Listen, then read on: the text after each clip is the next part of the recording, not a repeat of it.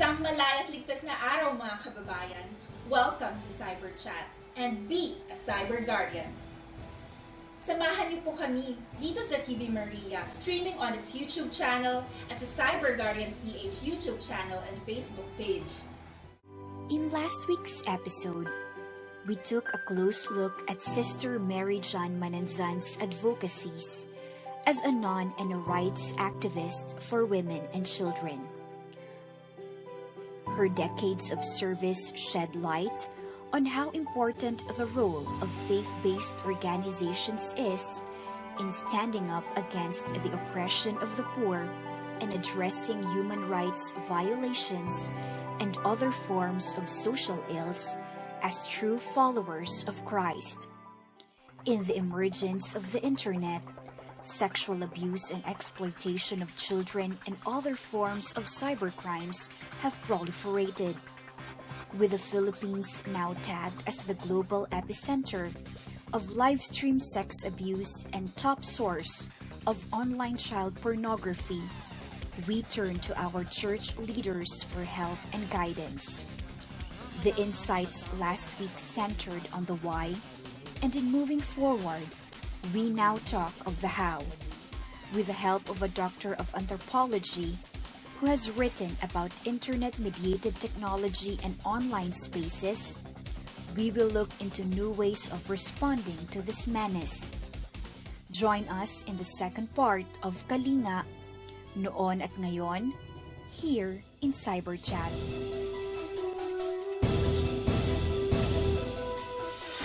Ipagpapatuloy po natin ngayon ang ating pakikipagkwentuhan kay Sister Mary John Mananzan and Dr. T.P. Daluna dito sa karugtong ng Kalinga, Noon at Ngayon.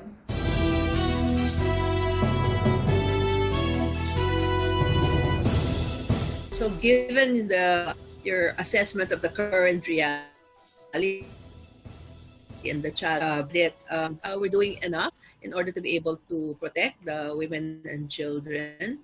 And if not, what do you think we can still do? Nakikita naman natin, we are doing something. No? I think that's the most important fact that we should be happy about also, but not content. No, we should be happy that people are doing something. For instance, Cyber Guardians, this group is actively involved in mediating or even stopping, these abuses. So, but when we talk about are we doing enough, I don't think we're doing enough. Okay, I don't think we're doing enough, not because we do not want to. Okay, we're not doing enough. In the sense that it has to be culturally ingrained in us. Ito yung sinasabi, nabanggit ni Sister kanina, yung complete social transformation, no, in terms of society, no, na lahat naman tayong mga babae, lalaki, lahat ng tao, we are contributors to the kind of society that we are in, we mold, we continually transform or modify. So I think ang kailangan dito ay hindi lamang awareness, no? Because I think there's a lot of work already seen now. Hindi naman a lot, but nakikita, no? Kasi minsan you do work pero hindi siya nakikita. Pero nararamdaman na yung pagbibigay ng awareness. So it's the start, no? Awareness. But awareness is not the end. It shouldn't be the end. It should just be the beginning. The next step is to be able to go to these spaces, be open to embracing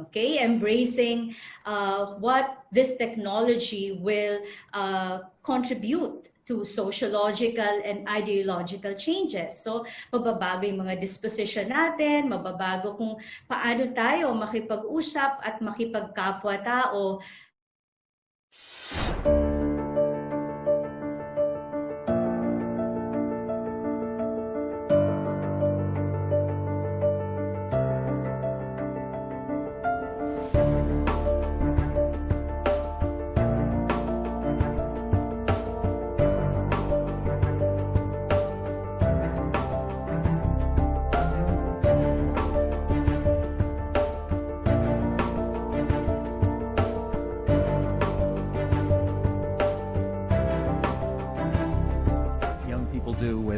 instant messaging and texting and Facebooking and all this kind of thing.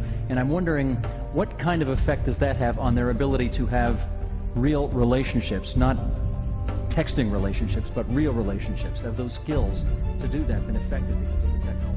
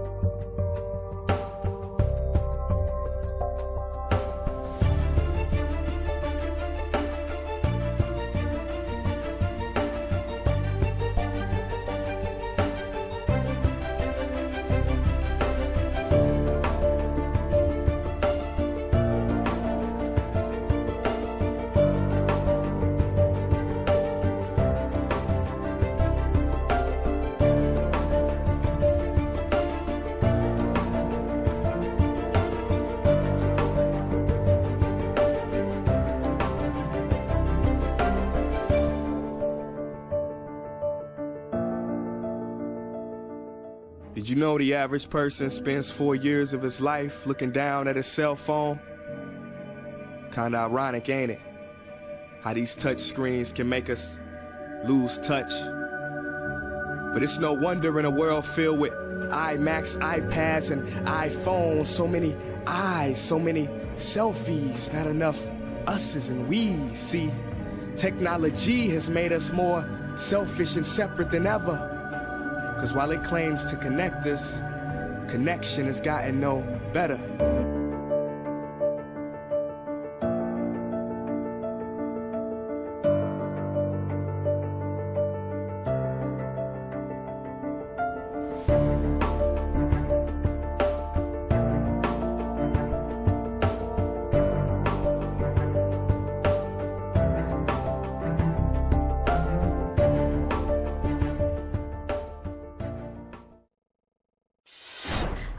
Ang nakikita ko kasi, base lang sa mga previous studies, na there's a resistance per generation. Nakikita yung the difficulty of traversing the generations. So it's good that it's good that we have to think of how do we traverse not just the online spaces, but culturally, no, yung how do you traverse generations and the different cultures they practice and they perform to create a more what you call this more compassionate, no, more compassionate space or spaces.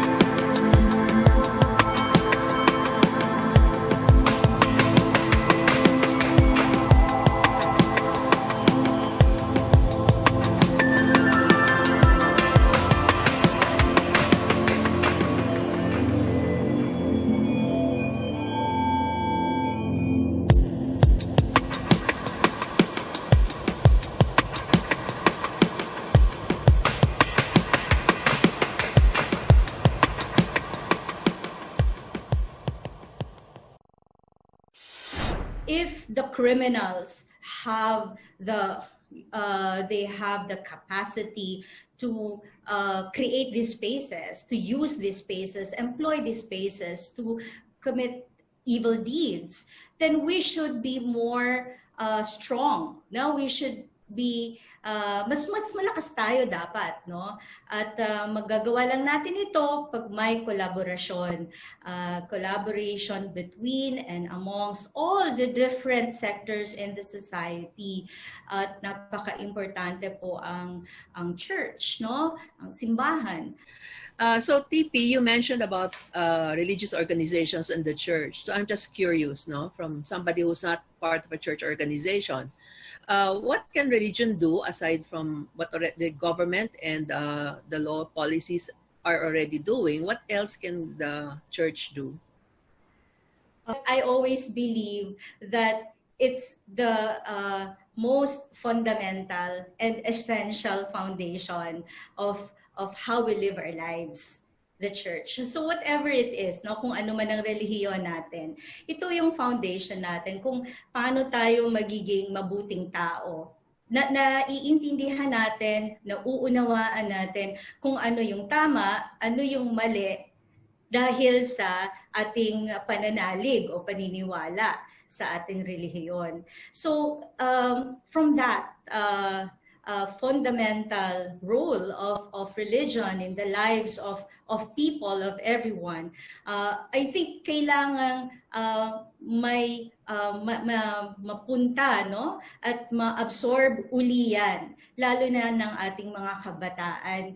Sa pag-aaral din, makikita rin natin na ang mga kabataan ay mismo mayroon na silang kultura na maaaring maging umpisa or source of a further crime. For instance, kultura na ng mga kabataan ngayon na mag-share ng mga photos, and nakakalungkot man isipin itong example, halimbawa may nude photo or yung videos na bukal naman sa kalooban nilang isi-share nila sa kaibigan nila or sa boyfriend. And I'm talking about teenagers here, no? Yung hindi pa 18 below. Base po ito sa aking experience, and they started as if it's okay, it's part of their culture. But eventually, these photos and videos are used, no, to blackmail them. Doon nagkakaroon din ng crime. At maaring mapunta rin sa mga kamay ng mga kriminal din na ipopost sila sa porn sites, sa i-share sa friends, no? May mga group chats na gano'n na nag-gather sila ng mga photos. It may start from the victims themselves, no, na yung source, no, tatanungin kasi saan ba yung source file nito. So malalaman, no, pag nag-investigate na yung police, nag-investigate na yung NBI, for instance, makikita nila, the source file comes from your computer. We're all familiar with the different kinds of harassment women face offline. They can be verbal, like catcalling and lewd jokes, or physical, such as groping and assault. The way women are vulnerable offline and in public spaces carries over to digital spaces as well. And what is practiced or visible offline also translates online. So if offline we accept all those things, the pronouncements that women are second-class citizens, then online, that is also translated. If you think that if there is that belief that it's okay to, it's okay to say rape jokes offline, then online, that's also what is being practiced. According to Women and Children's Cybercrime Protection Unit Chief Alejandra Silvio, cybercrimes against women is one of the top 3 complaints received by the Philippine National Police's Cybercrime Group. The usual complaints filed by women are photo and video voyeurism, online harassment, and sextortion. According to Police Senior Superintendent Silvio, cases of photo and video voyeurism involve the sharing and posting of nude photos without the consent of the person in the photo. Online harassment involves verbal abuse of women online and is typically sexual in nature. Sextortion cases involve threats of spreading sensitive photos in exchange for money and, in some cases, sexual favors. What is even more alarming is that the perpetrators are usually men who know the women, like ex-boyfriends or lovers. The material is initially shared with consent, but when the relationship ends, things take a turn for the worse. Usually the male uses the photos of the female to get revenge or to harass their ex-girlfriends. Another disturbing statistic, 43% of the victims of cyber violence are minors. Malaki yung percentage ng mga kabataan na nagiging victim ng yung mga ganon sextortion. Yung mga bata kasi more mapagtiwala sila madali silang magtiwala sa mga acquaintances nila online. Kaya siguro yung mga bata talaga ang maraming nabibiktima. Reporting and acting on these cases pose a challenge to both the victims and law enforcement. Because of the extremely sensitive and personal nature of the attacks, women often hesitate to report these incidents. A huge factor is the shame that the victim feels. This is aggravated by victim blaming and slut shaming prevalent in our culture, while at the same time, it makes light of harassment. Ang challenge nun na nararamdaman ngayon ng biktima, yung victim blaming. She is a victim, pero nakakaramdam din siya ng victim blaming. So, nandoon yung challenge ng, nakakahiya, so hindi na nga niya sasabihin. But she's already now a victim of trafficking. Pwedeng mangyaring trafficking na rin yun, or suffer in silence hanggat sa nagkakaroon na siya ng depression, etc., etc. So the psychosocial support is so complicated, especially for the counselors na I've encountered who are not well-versed with the culture of our youngsters now. Kaagad ginujudge, no? So ayaw na ayaw pati niya ng mga ating kabataan na i-judge sila.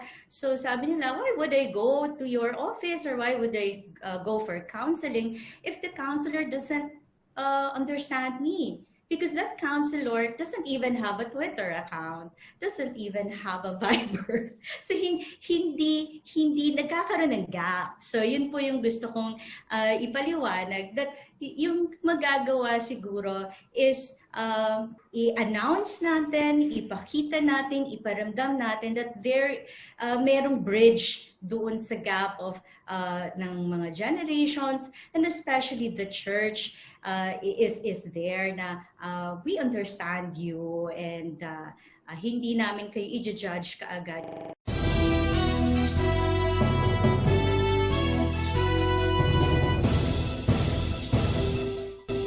Sister, a while ago, Ms. Marisol asked Dr. TP, from the perspective daw of someone outside of the church organization, what does religion do that is beyond governmental laws and policies that can help in finding solutions to this most pressing problem involving the vulnerable, such as women and children?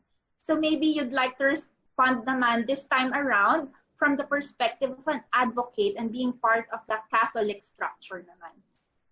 Okay, ang tingin ko kasi, ang church, lagi ang tutok ng church, yung to lead people to what is right, to lead people to what is good.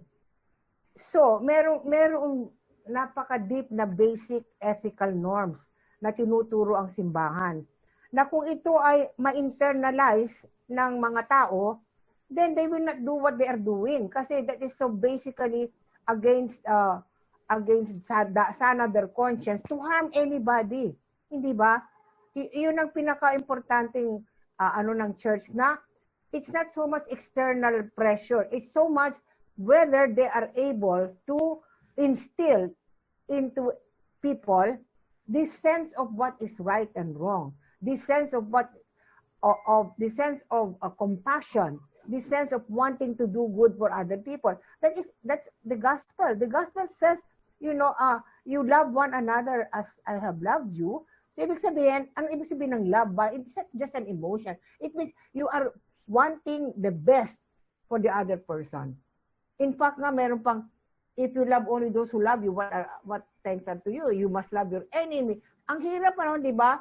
Pray for them persecute you, who persecute you. In fact, naranasan ko yan nung nire-red tagging ako, ang mga gospel noon pray for them who persecute you. So I had to pray for sila, alam mo na kung sino yung mga yan. No?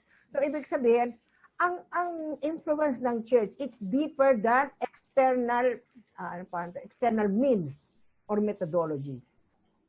It is instilling into people the sense of what they should do and what they should not do. And it is the right of the church to make statements, no? Moral statements that can have political consequence. But they are not making political statements. They are making moral statements that can have political consequence. Kaya sinasabihan ang mga church, don't talk kasi there is a separation of church and state. That is not true. Kasi the church has the obligation to say, mali yung ginagawa ninyong pornography, mali yung ginagawa ninyong pag-facilitate ng cybercrime, di ba? Mali yung and if it concerns authority, organization, government authority na nagpapabaya, it is the right of the church to call their attention, mali yung ginagawa nyo. I think that's the way the church will help, no? It's really deeper than just external means. But it's really, how do you instill into people this sense of right and wrong? And really, also, when there is something wrong, you have to say it. That's what I call prophecy, you know? Activism ang tawag natin. In church language is prophecy. And what is being a prophet? That is to, alam mo ang definition ng prophet sa religion is to announce the good news and to denounce the bad news. Medyo mahirap na yung to announce the good news because you have to walk your talk also. Hindi ka magsasabing, ito dapat gawin tapos hindi mo ginagawa. Pero napakahirap yung denounce the bad news kasi you will step on the toes of people. Kaya nga, ang nangyayari, kaya nga nire-red tag kami. Di ba? Kasi, pag may nakikita kami, kahit na sino yon, we have the obligation to show that that is wrong. Hindi ba? Kung nagmumura at nagre-rape joke, we have to say that is wrong. Hindi ba? Kahit na sino. Di ba? So, doon ako nakikita na ang church should be brave enough to make such statements. Kahit na maparatangan siya na siya ay red or siya ay whatever.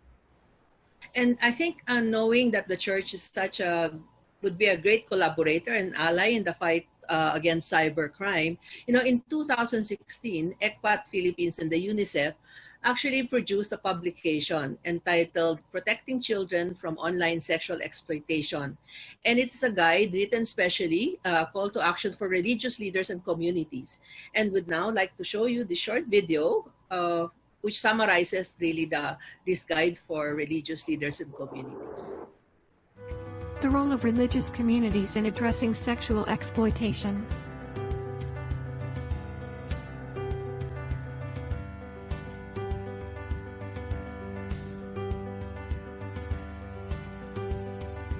Religious assets. Religious communities around the world possess unique religious assets that set them apart and enable them to make unique contributions to address injustices.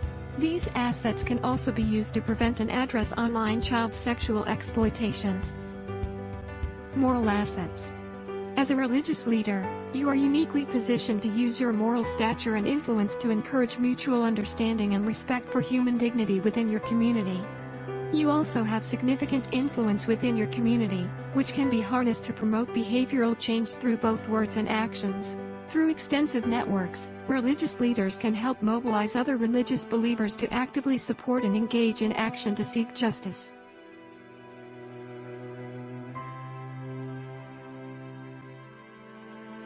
Social assets. These social assets, representing significant channels for communication and action, can enable religious believers to function as powerful agents of change in the protection of children and the promotion of collective well-being. Religious communities represent the world's largest movement. They reach more people than any other organization, including those who are the very hardest to reach. Legitimacy and influence. Faith leaders are influential and trusted and can help to overcome barriers, shaping new behaviors and social norms, while reducing or curbing suspicious behavior. The respect and authority you command enables you to speak out for justice and the protection of children. Transnational communal relations. The religious communities are organized in multiple levels, and this can help in building linkages and strategies to tackle challenges from global to grassroots. Religious obligation to end violence against children. Faith leaders and their communities are compelled to take action to end violence against children. Roughly 5 billion people around the world belong to religious communities, and they have a huge role to play, as well as vast potential for impact. Christians must join together across denominations to fight the abuse and exploitation of children. Ultimately, the Christian Church can act to protect children and those who have been abused or exploited. Creating safe and child-friendly places. Assess and develop child-safe activities and programs. Ensure child-safe recruitment, monitoring and training. Define a child-friendly and child-safeguarding code of conduct. Designate a child protection focal point. Establish procedures for child-friendly incident reporting. Take measures to ensure child safeguarding online and ICT usage. Awareness raising. The faith community can create awareness and help to prevent children from becoming exploited. Religious communities can also focus on raising awareness to prevent people from becoming offenders. Reporting abuse to relevant authorities. Advocating. Spreading information on the risks and consequences of sexual violence, and by supporting local institutions responsible for the protection of our youngest citizens. Interfaith action. The key to working together successfully with other religious leaders or faith-based communities is to initiate, build and sustain a relationship of mutual respect and trust. Training and staying informed. Get more in-depth knowledge and guidance on how to challenge and prevent such exploitation.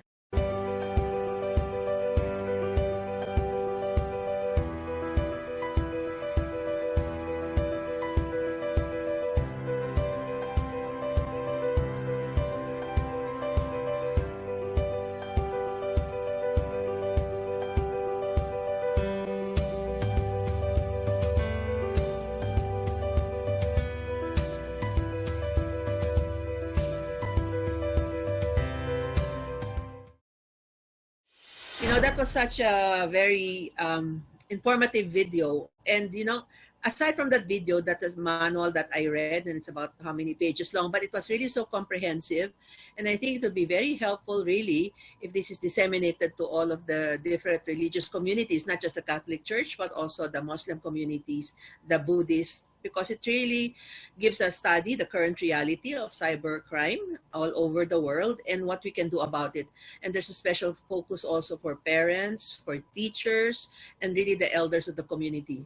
So I really think it's something that we should all advocate and cascade to as many FBOs, faith-based organizations. So now we all recognize that faith-based organizations and church leaders do play a significant role in combating online sexual abuse and exploitation of children. But they have to be prepared for such role to respond effectively to the cybercrime. What do you think is the first step to prepare them as an organization, sister? Siyempre, ang unang dapat na gawin ay for them to understand the setting. So, they should at yung mga nagbabago sa mundo.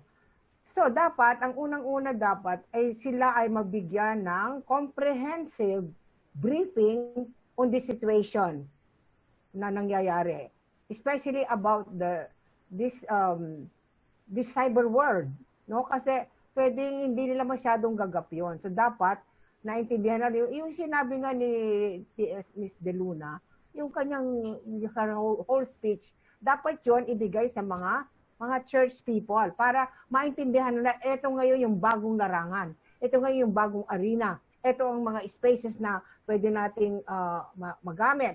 ito yung mga lalaban sa atin, paano natin sila malalabanan, yung ganon. So yung first, a comprehensive briefing on the new reality, the virtual reality, whatever. At ikalawa siguro, they should be trained in technological matters na dapat marunong sila mag-email, dapat sila marunong mag-Twitter, dapat sila marunong makipag-Zoom conference.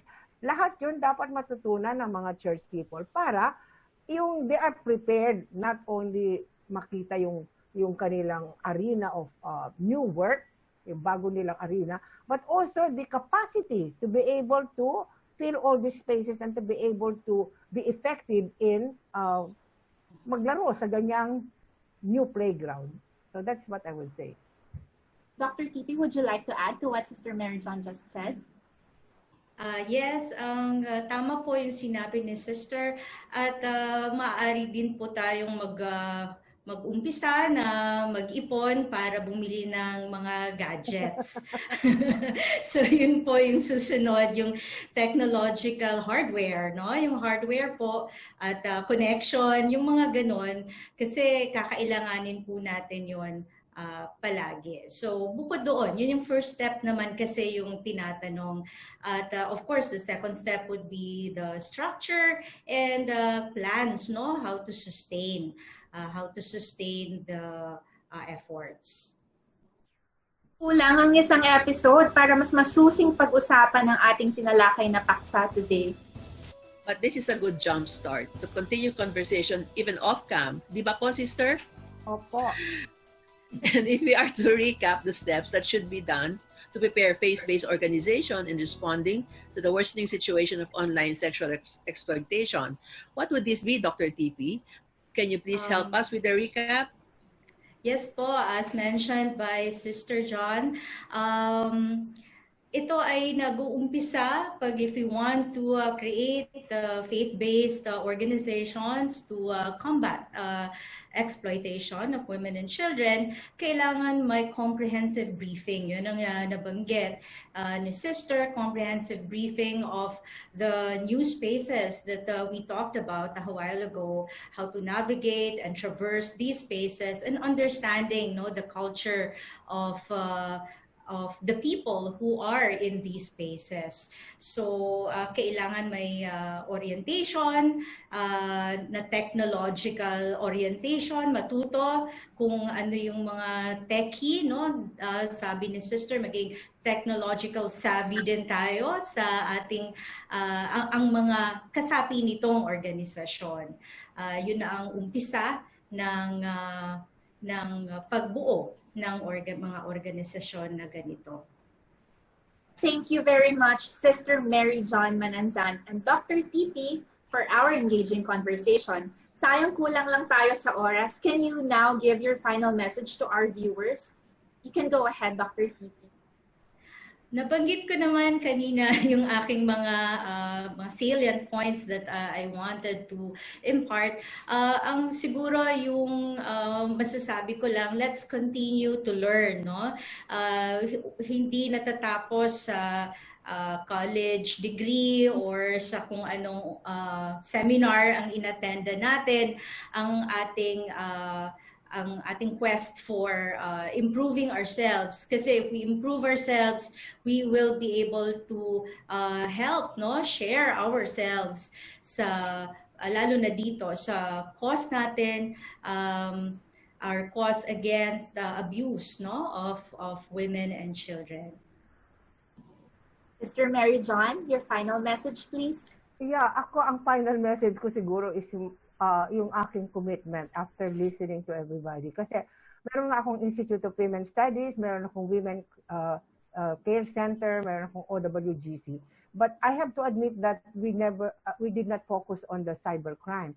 Now that I have this new, learning from all of you, ang importante talagang ilagay ko yan sa programa namin. Like sa IWS, ilalagay namin yan as a module sa aming mga different seminars.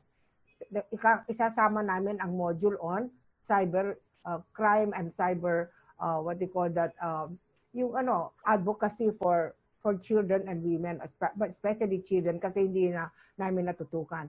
So ang ibig ko sabihin, ako ang aking parting words is that since I have learned these new spaces, I'm going to make use of these spaces. Thank you. Thank you very much.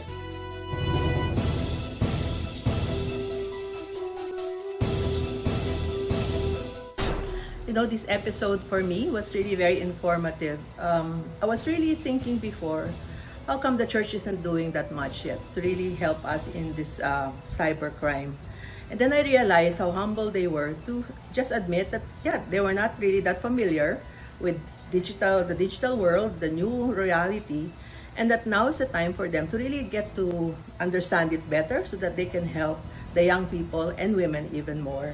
And so for me, this was really a very inspirational talk episode. And me being a member of the church, even if it's not a church organization, but part of the church, then I promise also to do more. Thank you, Kat, for inviting me. And thank you so much, Marisol, for keeping our conversation truly engaging. But before we go, how would you sum up our episode? Kalinga, noon at ngayon. I would really sum it up as very informative, and really for me it was a very inspiring episode because as a member of the church, even though I'm not part of a formal organization, I'm still a member of the church, and I saw the humility of them admitting that they really don't know how to be able to better serve, right, the women and the youth, especially now in this time of cybercrime. So me as a member of the church, I'm even more committed now to support them. Thank you. Thank you, Kat. Thank you very much, Marisol. Join us again next week for another very interesting episode of CyberChat as we continue to look for answers on how we can more effectively fight OSAIC and other forms of cyber threats. Be a cyber guardian.